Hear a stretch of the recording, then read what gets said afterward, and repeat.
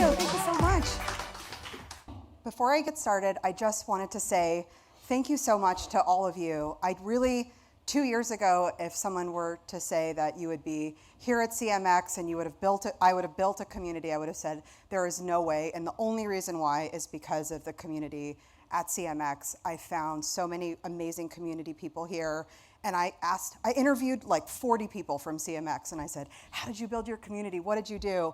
And I listened to Brian and Erica's In Before the Luck podcast literally every single week that I was building the community so that I felt inspired to do it. So anyway, I just want to thank all of you.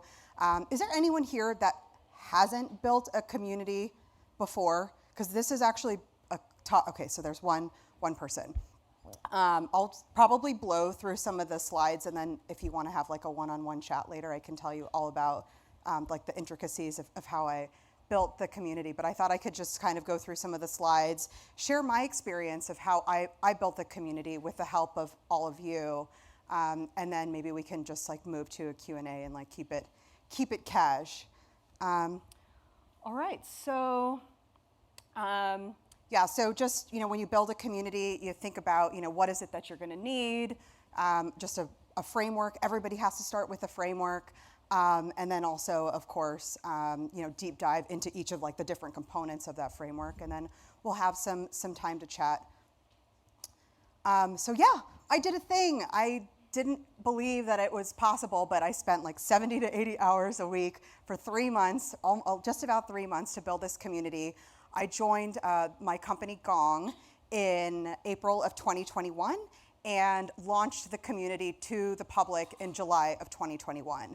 And I did that by myself, community team of one. However, there were 100 people at my company that actually helped me launch it. And then, of course, the external community, at least 40 or 50 CMXers and other folks that are in the profession that also I took advice from to make this all happen. And so I kind of wanted to take all of that excitement and wisdom and impart it to all of you.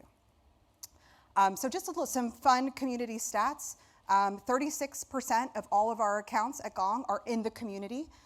We've had 12,000 unique visitors since we launched last July in the community. It's open to the public.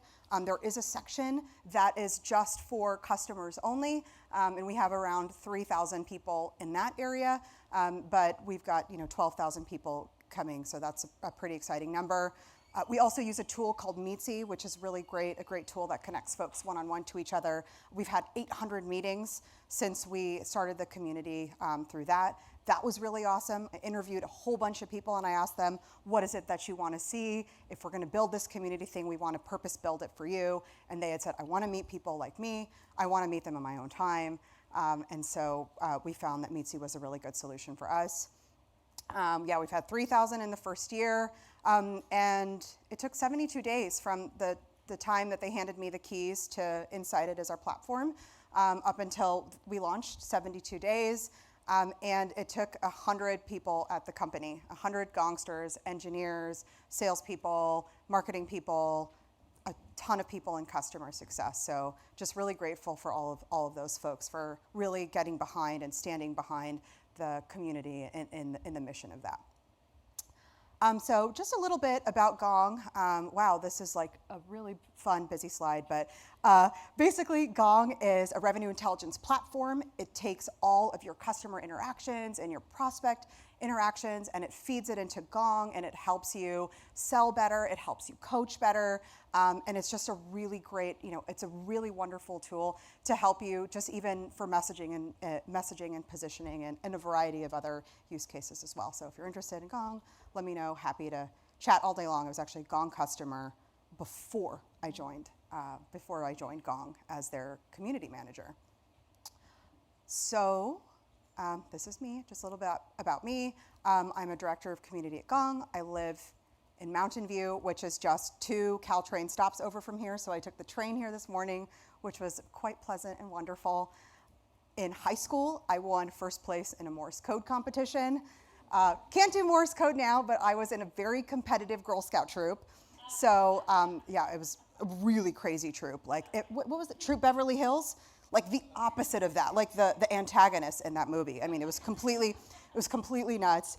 The competition that we went to every year was called the Trailblazers Enthusiastic Quest for Unsurpassed Efficiency.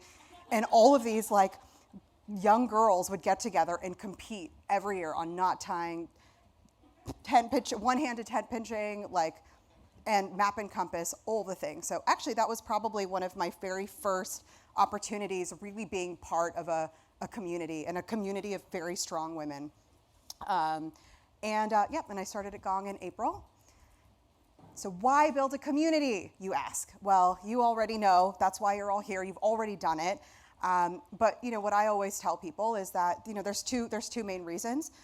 The one that I was the most familiar with before I really got into the profession was more of like the top of the funnel community, is using community for category creation. So before I was at Gong, I was a head of marketing at a small Series A startup. And the big way that we got people to learn about the company was through content and community.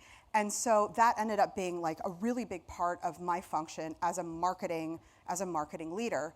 And I got really invested, and I said, all right, cool, this is what I want to do like full time. And I really felt like I could invest more if I spent time in bottom of the funnel community, which is where you've already amassed a whole bunch of people that are already what we call raving fans. And now how do we get all these people to be just as excited about the company after they become a customer? And so I was lucky enough to be connected with my manager, Eran Aloni, who I'll talk about in a minute. And he was so passionate about community and said, we need this in customer success. This is how we scale. And then that's sort of how the community was built. Of course, we've all heard this 1.5 million times. We've all probably have this slide in one of our slides, but we would never build a community without community market fit because, well, we would never build a product without product market fit. So why would we build a community? So are there people that are interested in what it is that you're doing? Or is there an opportunity for you to already take part in a community that already exists? So if you can answer yes to this, then you should definitely start building. For me, like I said, the first thing that you have to do is get set up for community success. And that's by talking to folks like all of you. And get your community mentors, and then also please always give back. Of course, we're so good at that in community. We get mentored, then we mentor, then we get mentored again, and then we mentor again. And so that was really helpful for me. There were so many people along the way for me. And so that was very helpful for me. I had an executive sponsor at the company who was very excited about community. And I wrote down all of my goals, everything that I wanted for community. I envisioned, and I had like a dream board for community, and I had that in my office, and I stared at it all the time. I'm sure my husband was like, why are you staring at this picture of these people that are all smiling and laughing? And I'm like, because that will be the Gong community one day. And then, of course, like just get organized, block off your time. That's something, if you ask my mom, do you think Nisha is an organized person? She would be like, are you kidding? No. But I knew if I was gonna launch it in 90 days, I would have to get organized and I would have to build a system for myself. I tell this to Molly all the time on my team, and I always share this with everyone. When you're building a community, it doesn't have to be perfect, it just has to be done. Ship and iterate, build it, get it out there. You're gonna make mistakes. Everyone already knows that. You're probably gonna know it more than anyone else is. And then you can just fix it along the way and keep rolling out new updates as often as possible. So this is the framework that we use. Feel free to, you can take a picture of this one, and then I'll go through each of the different steps. But the one big thing I kind of wanted to focus on for this talk is really laying that executive foundation. And Eran Aloni is our executive sponsor, and he's the chief customer officer at Gong. He was the first employee in the US at Gong. He was in Israeli intelligence. He's actually worked at several very high profile tech companies as an executive. And he really believed that this was an opportunity for community to scale. And so this ugly slide that was not built very nicely, was when I actually interviewed him, and I asked him, before I even joined Gong, what are the things that you had to do to get in place to get everyone on board? And so this is what he said that he did before I even joined. So this is why it's day 0. He went through community discovery. He probably had some conversations with some of you in the audience or people that you know. And he was really on a path to learn more about why community, and also what would we need if we were to hire someone for this particular role. And because he's on our executive leadership team, he had conversations with our CEO and our chief marketing officer and other folks and said, like, we'd like to get your feedback on this investment. How do you think it would help the company? And then, of course, like the logistics and then the prioritization of the project. This wasn't going to work if it wasn't a company priority, and he wanted to make sure that it was a company priority. And so even during my interview, I had to meet Bendov, our CEO, which I was very nervous about. I was literally sweating through I still remember that. I was like sweating through my clothes, and I said, oh my God, it's like 7 a.m. It's like January. It's like bitterly cold for Mountain View. And my body was probably 104 degrees at that point. But yeah, so if you don't have an Iran, these are my recommendations just from him, from his voice is, just really show that it's worth it. Get that value, really showcase the framework that you have, the vision that you have. Don't be afraid to be bold, to be different. We've seen so many other communities that do well, but the people that I found that are the most successful in community are people that just do it differently than everyone else, that they look inside themselves and they look at their ICP and then they just kind of figure out what they want. And so I'll kind of go through these really quickly. There's a team of people within Gong that really helped kind of shepherd this all the way. So I talked about those 100 people. Well, we had a group of 8 people that were part of the project all the way through. So they were our core team. Our mascot at Gong is a bulldog called Bruno. And so this is Bruno. And so I call this the bulldog team. People call them V teams. People call them tiger teams. And I just call us the Bulldogs team. So I met with them like pretty much every week. I also did a lot of interviewing. So, we had, at this point at Gong, we had thousands of customers, people that were already going to our events, people that were already excited about Gong, people that were already spending a lot of money at Gong. So it was what I wanted to do was basically build an algorithm, and I put a giant spreadsheet together of people that gave us the highest NPS ratings, the people that were buying more and more Gong at exponential rates, people that were going to our events, that were saying that they loved them, people that were writing on G2 reviews. I found all those people, and then I drilled it all down to the 100 people, and I messaged every single one of them, and I asked them, do you want to be in our community? And if so, can you tell me what you would want it to look like? And of course, they all said, yes, this sounds really great. And I interviewed them, and that was how we built the community, is we purpose-built. I had probably 30 to 40 one-on-one conversations, and then I had a survey that went out to everyone else to really kind of build that community for them. Who here is familiar with the beautiful Spaces framework? I cannot take enough, I can't even say enough how grateful I am for CMX and David Spinks for building this awesome framework, because this is how I always explain what community does to our company, to other people, is they don't really understand. So this is sort of Gong's adaptation of the Spaces model, and this is how I also decide who I want to partner with at the company. And so when they see this, they say, oh yeah, of course, we should be working together on this. Of course this makes sense. And we're really lucky because we've been able to amass a number of key people to kind of, after showing this slide, really want to help. And we're actually within the community, we're able to show our ARR influence because of the community, and that's actually really been helpful, and that's all because of the Spaces model. So I'd go on a roadshow. What I did was I spent so much time in our org chart. Do any of you have fun org charts at your company where you see their picture and you can kind of stalk people internally? Yeah, you do? Okay. So we have one, we call it Hi Bob, and I'm always in Hi Bob, and people always make fun of me because I'm like, oh, who's that? Oh, there's this new person, where do they fit in? Should I have what do I have, what can I ask them about, community? Because, ask not what you can do for your community, but what your community can do for you, or other way around. I don't know. But the point is that, yeah, exactly. Yeah. But I'm always asking people, like, can you write a thought leadership post? Hey, you're already going to write it on LinkedIn. Can you also put it in the community and then put it on LinkedIn? And guess what? It's SEO enabled. It'll live forever.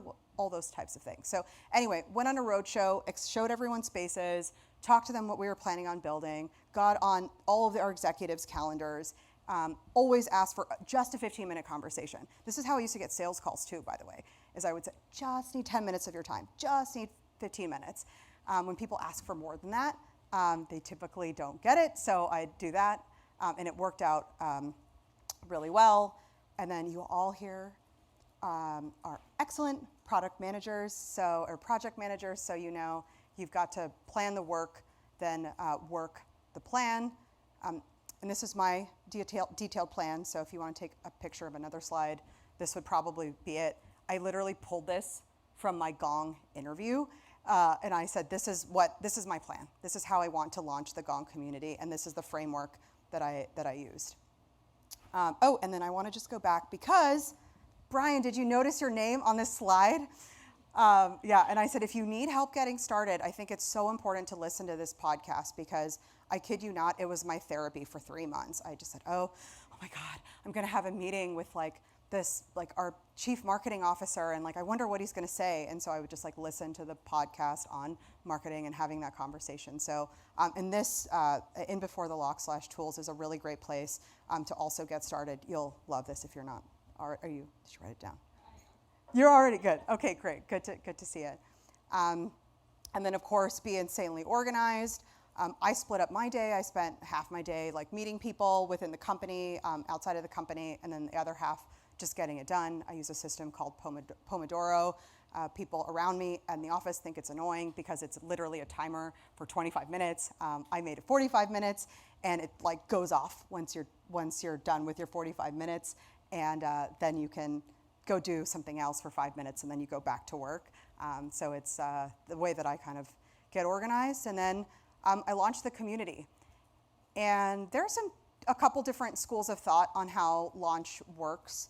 For us, we decided that we wanted to bring it together with our big user conference launch. I know some people kind of feel like it sort of deserves its own moment, but we really felt that at Celebrate was a really great time to get people to learn about the community, and we also, the theme for that particular Celebrate was together, and we really, it was just a really exciting moment, and I actually had the opportunity to be in the keynote with us. This is Udi Lettergore, our CMO. I actually don't report into marketing, I report into customer success, so it was a really fun opportunity to spend some quality time with him, and just educate folks on the community. And finally, measurement. We've had so many conversations about this. So many people have talked about it. I think Richard's talk was awesome yesterday about how to measure success in community. By the way, we need to talk because I want, CDI is awesome. We have to do that at Gong. But when I was at Facebook, we had a saying, if you can't measure it, it didn't happen. And so we really spent a lot of time working with the ops team, and we actually don't have a dedicated community ops person, but we have a customer success ops person, and that person is amazing. His name is Chris Fernandez. I owe so much to Chris because he was really able to help me understand not just community and its impact in the community health, but how to really put it in the framework of a way that our business team and our executives would really understand it and sort of tie it into our high-level goals. So basically, he helped create that Favor the Long-Term dashboard. And after we launched the community, I just wrote down, just by the numbers. They're all vanity metrics, but they do get people excited. It's a kind of a hype moment for the community. I mean, we all know that that's not really, how many registration numbers or whatever. It doesn't really mean as much as, some of these other indexes that we really care about. But it gets other people excited. And so that's what you need, is you really need that internal momentum. And it's really hard to have that internal momentum if it's just you, but you really need a whole bunch of other people behind you to get excited. So, and then thank everybody too. I created a Star Wars video that I sent to the whole company, and I wrote down the names of every single person that helped, and it was like this really fun Star Wars trailer, like, in the beginning of Star Wars where it has a thing. So I just wrote everybody's name, and everyone was looking, oh, I found my name, like took a screenshot and they sent it, and I felt that was like a really fun thing to do. And celebrate your achievement. Spend time, treat yourself, go to the spa, like take a day off. Americans are garbage at like celebrating themselves, and like really, like, don't you think we need to do more of like celebrating ourselves? Take a time, yes. Take the day off. Take a break. Go to the spa. Go plan something out with your family, your friends. Go to Napa. Go wine tasting. Just get out. Don't do work. And so that's what I did on day 72. I went out to dinner with my parents and my husband, and it was great. And it was just really a really wonderful moment in my career. So lay the foundation, learn and share, and make it happen. So that's it for me. Yeah. Thank you. I think that's the fastest I've ever gone through this presentation. That's amazing. Well, so we have 8 minutes and 44 seconds for Q&A. So do you have a system on how you want to? No, I just like to stand up here with you. Oh, okay, great, yeah. It's fun up here, right? And yeah, everybody, it's so fun. I'm buying them time to think about their questions. These are all my friends, noodle on like, it. Richard and Scott and Derek and Brian and Molly and Shauna and I know. Jordan. I mean, we've got questions. We've got questions. Oh, I get a microphone. How fun. I know. I was just wondering. So lucky. Thank you, Nisha. You're amazing. You know I love you. But I did want to ask a little bit about your relationship with community and customer success. You mentioned that is the sort of org for you guys. How does that relationship work? And is there anything you notice about the difference between community living under customer success versus something like marketing? Yeah, and I think there was a need in customer success, probably the most. And I mean, essentially, the Gong community was already, in a way, already built before I got to Gong, because they already had so many people that were really excited about the product and they were vocal about it. But now we had all these customers, and we wanted to kind of take that love that we saw pre-sales and also kind of bring that into post-sale. And the idea was, as our customers also started to grow, we really wanted to make sure that we could cater to the long tail by using, scaling our CSM. We can't keep like hiring more and more and more CSMs over time. So the company knew we needed to make an investment in community, because in 5 years, not every single customer might not have a CSM. And so that's sort of how it started in customer success. Iran really believed that it should report directly to him.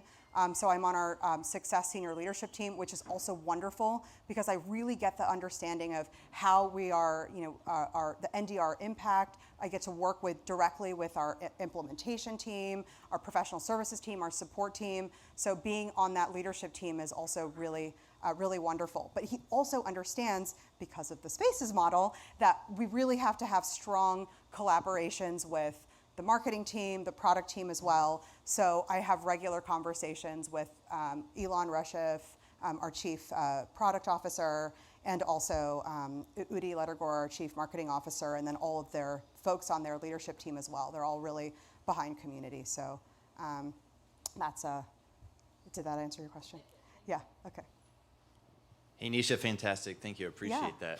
When you showed us the Spaces model, the question that kind of came up in my mind was, did you prioritize? I mean, we've kind of tried to do everything as well, but did anything bubble up to the surface as a higher priority, and how did you handle all of those? I mean, for me, because I sit in customer success, NDR influence is net dollar retention is the number one thing that we're always looking at. And so a really big part of NDR is ARR impact, and then renewals and retention. And so one of the things that I knew that I had to get in place immediately was a system to understand how we'd be able to measure that influence. And the easiest path for me to do that would be to open up the community. And so I launched it just to customers in July, and then in December we opened it up to the public, so it hasn't even been open to the public for not even a full year. And we would see people that register, that spend time in the community. We know people spend roughly 2.5 minutes in the Gong community. which for any B2B SaaS website, they spend roughly 50 seconds. And it was so cool to see people go to the community, spend time in the community, and then register because they actually want to participate, and then months or weeks later become a customer. So that's impact that we could see there. So we have those numbers that we constantly are sharing, and I think that always perks people's ears up, and they're like, wait, you can actually measure your influence? Like, how are you doing this? And we show them, and they're like, oh, that makes sense. That's really simple. That's very cool. And we have a lot of other like anecdotal, some like really, really great stories. There is actually one story that I did want to share. I've shared with a few of you yesterday about the Gong community that really warmed my heart, and which is one of which is the reason why we all get into the profession in the first place, is to bring people together that care about the same things. And these two women met each other in the Gong community through our matching program. And they became like really, really close friends. And one of the women, I actually had, she's a head of sales at a company, and I reached out to her and I said, there aren't really like a lot of female sales executives. Like, I would love it if you would run a head of sales meetup. And she said, that sounds like kind of okay, but I actually met my best friend in the Gong community, and we were gonna come to you and ask you if we could run a Women in Revenue meetup. And now they do. They do every single month. I mean, we have surveys that go out after the meetup, and always like 10 out of 10, everyone's so happy. And it's just a really, really wonderful thing. And I think that's the sort of like deeper intrinsic value that the community brings. And half of the people that are in that community aren't even customers. They're just people that have been brought into the fold because they want to connect with other people like themselves. So I was very touched. I still am very touched by that story, and you're all invited to the Women in Revenue meetup. So if you please attend. Yeah, that's the second time today I've gotten chills when you've told a story. Oh. So that's fantastic. Yeah. But I have a question, right? Okay, so sure. you're talking about building things, you're talking about scaling, you're talking about all of these people involved. And the hardest part of that is asking for help, right? You know that you need help, you love being helped, but going up and asking someone for help. Can you talk a little bit more about that feeling for you and what works? Yeah.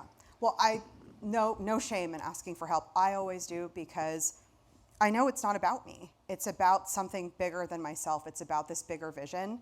I'm also, I volunteer with the Red Cross, and I do a lot of fundraising for them. And I have no shame in asking people for money. I'm always like, hello, can you give me money? Can you give me money? Can you give me money?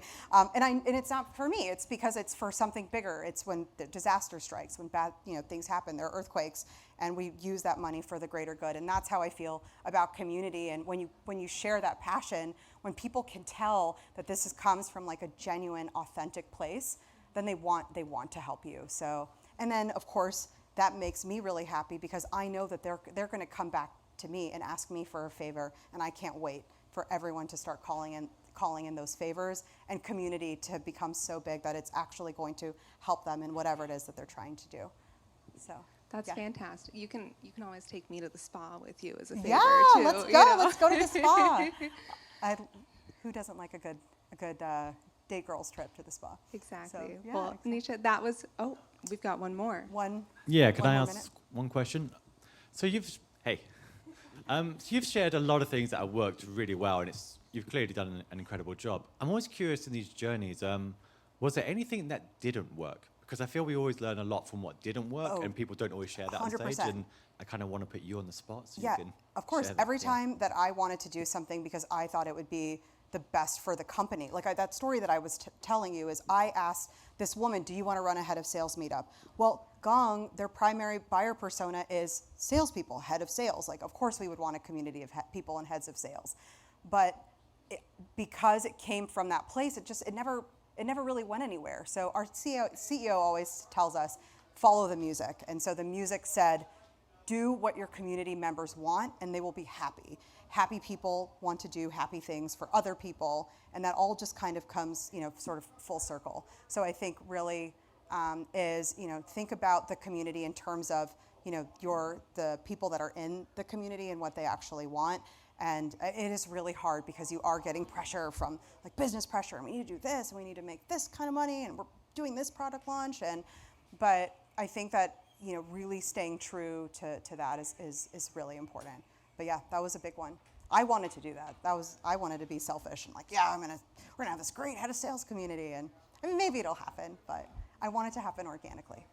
Well, maybe next year Olive Summit can be things that don't work. Things that don't work. Oh, I'm happy to talk about that all day. I've got another list too. Well, thank you, Nisha. Yes, thank you. Thank you all. Thank you so much. Yeah.